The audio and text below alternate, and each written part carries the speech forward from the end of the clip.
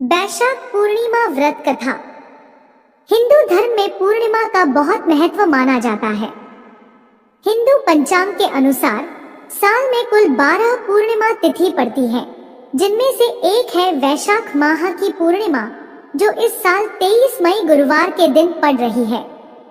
वैशाख पूर्णिमा के दिन मां लक्ष्मी और भगवान विष्णु की पूजा की जाती है। ऐसी मान्यता है कि जो व्यक्ति इस दिन घर में सत्यनारायण कथा करवाता है, उसे जीवन में किसी भी मुश्किल का सामना नहीं करना पड़ता और साथ ही उसकी मनोकामनाएं पूरी हो जाती हैं। वैशाख पूर्णिमा के दिन दान पुण्य करने का भी विशेष महत्व है। ऐसा करने से घर में सुख, समृद्धि और संपन्नता बनी रहती है। भगवान विष्णु और मां लक्ष्मी की विधि विधान से पूजा की जाती है। इसके लिए शुभ मुहूर्त और पूजा विधि विधान का विशेष ध्यान रखा जाता है। वैशाख पूर्णिमा धार्मिक दृष्टि से बेहद महत्वपूर्ण है। वैशाख पूर्णिमा को यम पूर्णिमा भी कहते हैं। वैशाख पूर्णिमा के दिन यम को प्रसन्न करने के लिए पानी का घड़ा दान किया जाता है। धार्मिक मान्यताओं के अनुसार ऐसा करने से परम लोक की प्राप्ति होती है। वैशाख पूर्णिमा के दिन पीपल पूजन का भी विशेष महत्व बताया गया है। इस दिन सूर्य उदय से पहले उठकर पीपल की परिक्रमा करें। पीपल में भगवान विष्णु का वास माना गया है। वैशाख का महीना भगवान विष्णु को प्रिय है। ऐसे में पूजा करने से भगवान विष्णु प्रसन्न होते हैं। अब आइए सुनते हैं वैशाख पूर्णिमा व्रत कथा। द्वापर युग में एक समय की बात है, मैया यशोदा जी ने भगवान श्री कृष्ण से कहा, हे कृष्ण, तुम सारे संसार के उत्पन्न करता, पोषक तथा उसके संहार करता हो। आज कोई ऐसा व्रत मुझसे कहो जिसके करने से मृत्युलोक में स्त्रियों को विधवा होने का भय न रहे तथा यह व्रत सभी मनुष्यों की मनोकामनाएं पूर्ण करने वाला हो। श्री कृष्ण कहने लगे, हे माता, तुमने अति सुंदर प्रश्न किया है। मैं तुमसे ऐसे ही व्रत को सविस्तार कहता हूँ। सौभाग्य की प्राप्ति के लिए स्त्रियों को 32 पूर्णमासियों का व्रत करना चाहिए। इस व्रत के करने से स्त्रियों को सौभाग्य संपत्ति मिलती है। यह व्रत अचल सौभाग्य देने वाला एवं भगवान शिव के प्रति मनुष्य मात्र की भक्ति को बढ़ाने वाला है। यशोदा जी कहने लगी, हे कृष्ण, सर्वप्रथम इस व्रत को मृत्युलोक में किसने किया था, इसके विषय में विस्तार पूर्वक मुझसे कहो। श्री कृष्ण जी कहने लगे कि इस भूमंडल पर एक अत्यंत प्रसिद्ध राजा चंद्रहास से पालित अनेक प्रकार के रत्नों से परिपूर्ण कातिका नाम की एक नगरी थी। वहां पर धनेश्वर नाम का एक ब्राह्मण था और उसकी स्त्री अति सुशीला रूपवती थी। दोनों ही उस नगरी में बड़े प्रेम के साथ रहते थे। घर में धन धान्य आदि की कमी नहीं थी। उनको एक बड़ा दुख था कि उनके कोई संतान नहीं थी। इस दुख से वह अत्यंत दुखी रहते थे। एक समय एक बड़ा तपस्वी योगी उस नगरी में आया।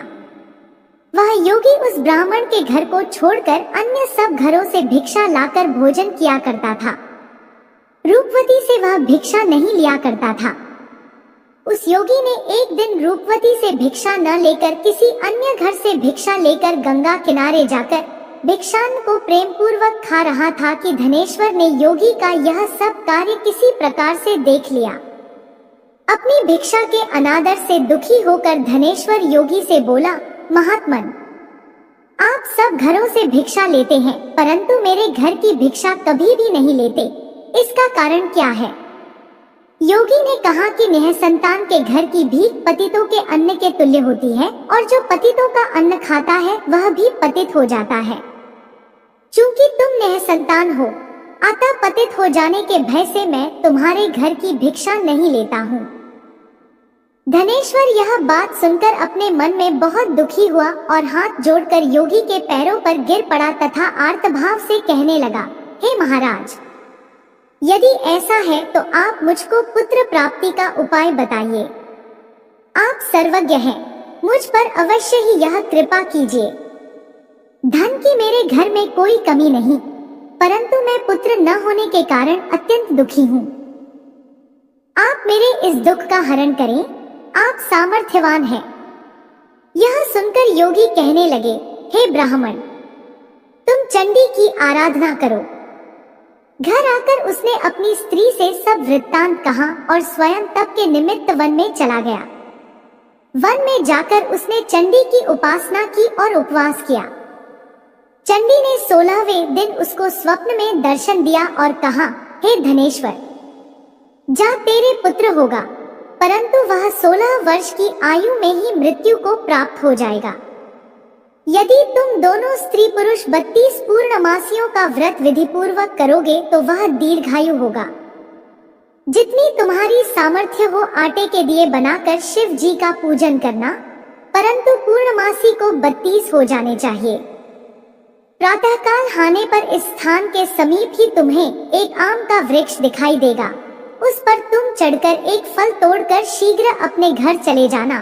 अपनी स्त्री से सब वृत्तांत कहना। ऋतु स्नान के पश्चात वह स्वच्छ होकर श्री शंकर जी का ध्यान करके उस फल को खा लेगी। तब शंकर भगवान की कृपा से उसको गर्भ हो जाएगा।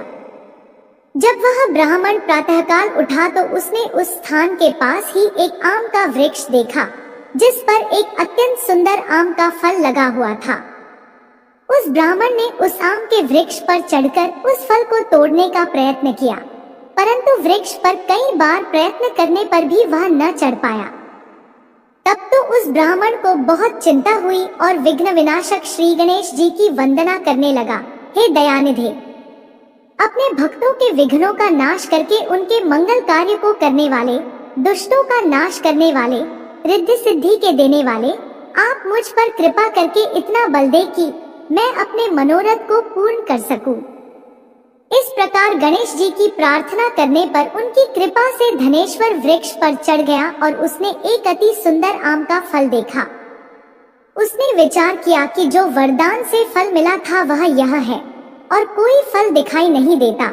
उस धनेश्वर ब्राह्मण ने जल्दी से उस फल को तोड़कर अपनी स्त्री को लाकर दिया और उसकी स्त्री ने अपने पति के कथनानुसार उस फल को खा लिया और वह गर्भवती हो गई। देवी जी की असीम कृपा से उसे एक अत्यंत सुंदर पुत्र उत्पन्न हुआ, जिसका नाम उन्होंने देवीदास रखा। माता पिता के हर्ष और शोक के साथ वह बालक शुक्ल पक्ष के चंद्रमा की भांति अपने पिता के घर में बढ़ने लगा। भवानी की कृपा से वह बालक बहुत ही सुंदर, सुशील और विद्या पढ़ने में बहुत ही निपुण हो गया। दुर्गा जी की आज्ञानुसार उसकी माता ने 32 पूर्णमासी का व्रत रखना प्रारंभ कर दिया था, जिससे उसका पुत्र बड़ी आयु वाला हो जाए। 16वां वर्ष लगते ही देवीदास के माता पिता को बड़ी चिंता हो गई कि कहीं उनके पुत्र की इस वर्ष मृत्यु न हो जाए। इसलिए उन्होंने अपने मन में विचार किया कि यदि यह दुर्घटना उनके सामने हो गई तो वे कैसे सहन कर सकेंगे। अस्तु उन्होंने देवीदास के मामा को बुलाया और कहा कि हमारी इच्छा है कि देवीदास 1 वर्ष तक काशी में जाकर विद्याध्ययन करे और उसको अकेला भी नहीं छोड़ना चाहिए। इसलिए साथ में तुम चले जाओ और 1 वर्ष के पश्चात इसको वापस लौटा लाना। सब प्रबंध करके उसके माता पिता ने काशी जाने के लिए देवीदास को एक घोड़े पर बैठाकर उसके मामा को उसके साथ कर दिया, किंतु यह बात उसके मामा या किसी और से नहीं कही। धनेश्वर ने सपत्नीक अपने पुत्र की मंगल कामना तथा दीर्घायु के लिए भगवती दुर्गा की आराधना और पूर्णमासियों का व्रत करना आरंभ कर दिया। इस प्रकार बराबर 32 पूर्णमासी का व्रत पूरा किया। कुछ समय पश्चात एक दिन वह दोनों मामा और भांजा मार्ग में रात्रि बिताने के लिए किसी ग्राम में ठहरे हुए थे। उस दिन उस गांव में एक ब्राह्मण की अत्यंत सुंदरी, सुशीला, विदुषी और गुणवती कन्या का विवाह होने वाला था। जिस धर्मशाला के अंदर वर और उसकी बारात ठहरी हुई थी, उसी धर्मशाला में देवीदास और उसके मामा भी ठहरे हुए थे। संयोगवश कन्या को तेल आदि चढ़ाकर मंडप आदि का कृत्य किया गया तो लग्न के समय वर को धनुर्वात हो गया। वर के पिता ने अपने कुटुंबियों से परामर्श करके निश्चय किया कि यह देवीदास मेरे पुत्र जैसा ही सुंदर है, मैं इसके साथ ही लग्न करा दूं और बाद में विवाह के अन्य कार्य मेरे लड़के के साथ हो जाएंगे। ऐसा सोचकर वह देवीदास के मामा से जाकर बोला कि तुम थोड़ी देर के लिए अपने भांजे को हमें दे दो, जिससे विवाह के लग्न का सब कृत्य सुचारू रूप से हो सके। तब उसका मामा कहने लगा कि जो कुछ भी मधुपर्क आदि कन्यादान के समय वर को जो भी धन मिले वह सब हमें दे दिया जाए, तो मेरा भांजा इस बारात का दूल्हा बन जाएगा। यह बात वर के पिता ने स्वीकार कर लेने पर उसने अपना भांजा वर बनने को भेज दिया और उसके साथ सब विवाह कार्य रात्रि में विधिपूर्वक संपन्न हो गया। पत्नी के साथ वह भोजन न कर सका और अपने मन में सोचने लगा कि न जाने यह किसकी स्त्री होगी। वह एकांत में इसी सोच में गर्म नहश्वास छोड़ने लगा तथा उसकी आंखों में आंसू भी आ गए। तब वधू ने पूछा कि क्या बात है, आप इतने उदासीन व दुखी क्यों हो रहे हैं? तब उसने सब बातें जो वर के पिता व उसके मामा में हुई थी उसको बतला दी। तब कन्या कहने लगी कि यह ब्रह्मा विवाह के विपरीत कैसे हो सकता है। देव, ब्राह्मण और अग्नि के सामने मैंने आपको ही अपना पति बनाया है, इसलिए आप ही मेरे पति हैं। मैं आपकी ही पत्नी रहूंगी, किसी अन्य की कदापि नहीं हो सकती। तब देवीदास ने कहा, ऐसा मत करिए क्योंकि मेरी आयु बहुत थोड़ी है। मेरे पश्चात आपकी क्या गति होगी, इन बातों को अच्छी तरह विचार लो। परंतु वह दृढ़ विचार वाली थी, बोली कि जो आपकी गति होगी वही मेरी गति होगी। हे स्वामी, आप उठिए और भोजन करिए, आप निश्चय ही भूखे होंगे। इसके बाद देवीदास और उसकी पत्नी दोनों ने भोजन किया तथा शेष रात्रि वे सोते रहे। प्रातःकाल देवीदास ने अपनी पत्नी को 3 नगों से जड़ी हुई एक अंगूठी दी, एक रुमाल दिया और बोला, हे प्रिय, इसे लो और संकेत समझकर स्थिर चित्त हो जाओ। मेरा मरण और जीवन जानने के लिए एक पुष्पवाटिका बना लो, उसमें सुगंधी वाली एक नवमल्लिका लगा लो, उसको प्रतिदिन जल से सींचा करो और आनंद के साथ खेलो कूदो तथा उत्सव मनाओ। जिस समय और जिस दिन मेरा प्राणांत होगा ये फूल सूख जाएंगे और जब ये फिर हरे हो जाएं, तो जान लेना कि मैं जीवित हूँ। यह बात निश्चय करके समझ लेना, इसमें कोई संशय नहीं है। यह समझा कर वह चला गया। प्रातःकाल होते ही वहां पर गाजे बाजे बजने लगे और जिस समय विवाह के कार्य समाप्त करने के लिए वर तथा सब बाराती मंडप में आए तो कन्या ने वर को भली प्रकार से देखकर अपने पिता से कहा कि यह मेरा पति नहीं है, मेरा पति वही है जिसके साथ रात्रि में मेरा पानी ग्रहण हुआ था, इसके साथ मेरा विवाह नहीं हुआ है। यदि यह वही है तो बताएं कि मैंने इसको क्या दिया। मधुपर्क और कन्यादान के समय जो मैंने भूषणादि दिए थे उन्हें दिखाए तथा रात में मैंने क्या गुप्त बातें कही थी वह सब सुनाए। पिता ने उसके कथनानुसार वर को बुलवाया। कन्या की यह सब बातें सुनकर वह कहने लगा कि मैं कुछ नहीं जानता।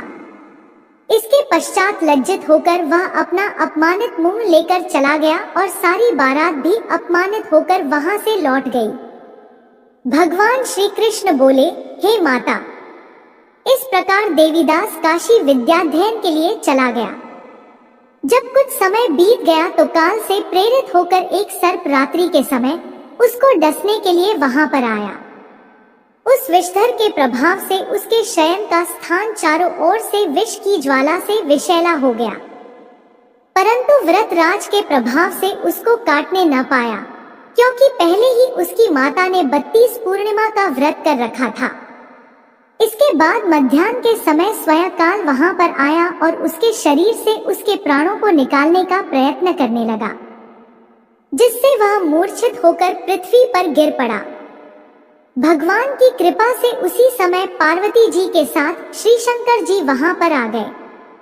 उसको मूर्छित दशा में देखकर पार्वती जी ने भगवान शंकर से प्रार्थना की कि हे स्वामी, इस बालक की माता ने पहले 32 पूर्णिमा का व्रत किया था, जिसके प्रभाव से हे भगवान आप इसको प्राण दान दे। भवानी के कहने पर भक्तवत्सल भगवान श्री शिव जी ने उसको प्राण दान दे दिया। इस व्रत के प्रभाव से काल को भी पीछे हटना पड़ा और देवीदास स्वस्थ होकर बैठ गया। उधर उसकी स्त्री उसके काल की प्रतीक्षा किया करती थी। जब उसने देखा कि उस पुष्प वाटिका में पत्र पुष्प कुछ भी नहीं रहे तो उसको अत्यंत आश्चर्य हुआ, और जब वह वैसे ही हरी भरी हो गई तो वह जान गई कि वह जीवित हो गए हैं। यह देखकर वह बहुत प्रसन्न मन से अपने पिता से कहने लगी कि पिताजी, मेरे पति जीवित हैं, आप उनको ढूंढिए। जब 16वां वर्ष व्यतीत हो गया तो देवीदास भी अपने मामा के साथ काशी से चल दिया। इधर उसके श्वशुर उसको ढूंढने के लिए अपने घर से जाने वाले ही थे कि वह दोनों मामा भांजा वहां पर आ गए। उसको आया देखकर उसका श्वशुर बड़ी प्रसन्नता के साथ अपने घर पर ले आया। उस समय नगर के निवासी भी वहां इकट्ठे हो गए और सबने निश्चय किया कि अवश्य ही इसी बालक के साथ इस कन्या का विवाह हुआ था। उस बालक को जब कन्या ने देखा तो पहचान लिया और कहा कि यह तो वही है जो संकेत करके गए थे। तदुपरांत सभी कहने लगे कि भला हुआ जो यह आ गया, और सब नगरवासियों ने आनंद मनाया। कुछ दिन बाद देवीदास अपनी पत्नी और मामा के साथ अपने श्वशुर के घर से बहुत सा उपहारादि लेकर अपने घर के लिए प्रस्थान किया। जब वह अपने गांव के निकट आ गया तो कई लोगों ने उसको देखकर उसके माता पिता को पहले ही जाकर खबर दे दी कि तुम्हारा पुत्र देवीदास अपनी पत्नी और मामा सहित आ रहा है। ऐसा समाचार सुनकर पहले तो उन्हें विश्वास ही नहीं हुआ, किंतु जब और लोगों ने भी आकर उनकी बात का समर्थन किया तो उनको बड़ा आश्चर्य हुआ। लेकिन थोड़ी देर में देवीदास ने आकर अपने माता पिता के चरणों में अपना सिर रखकर प्रणाम किया और उसकी पत्नी ने अपने सास ससुर के चरणों को स्पर्श किया। माता पिता ने अपने पुत्र और पुत्रवधू को अपने हृदय से लगा लिया। दोनों की आंखों में प्रेमाश्रु बह चले। अपने पुत्र और पुत्रवधू के आने की खुशी में धनेश्वर ने बड़ा भारी उत्सव किया और ब्राह्मणों को भी बहुत सा दान दक्षिणा देकर प्रसन्न किया। श्री कृष्ण जी कहने लगे कि इस प्रकार धनेश्वर 32 पूर्णिमाओं के व्रत के प्रभाव से पुत्रवान हो गया। जो भी स्त्रियां इस व्रत को करती हैं, वे जन्म जन्मांतर में वैधव्य का दुख नहीं भोगती और सदैव सौभाग्यवती रहती हैं। यह मेरा वचन है, इसमें कोई संदेह नहीं। यह व्रत पुत्र पौत्रों को देने वाला तथा संपूर्ण मनोकामनाओं को पूर्ण करने वाला है। 32 पूर्णिमाओं के व्रत करने से व्रती की सब इच्छाएं भगवान शिव जी की कृपा से पूर्ण हो जाती हैं। सभी प्रेम से बोलो शिव शंकर भोलेनाथ की जय।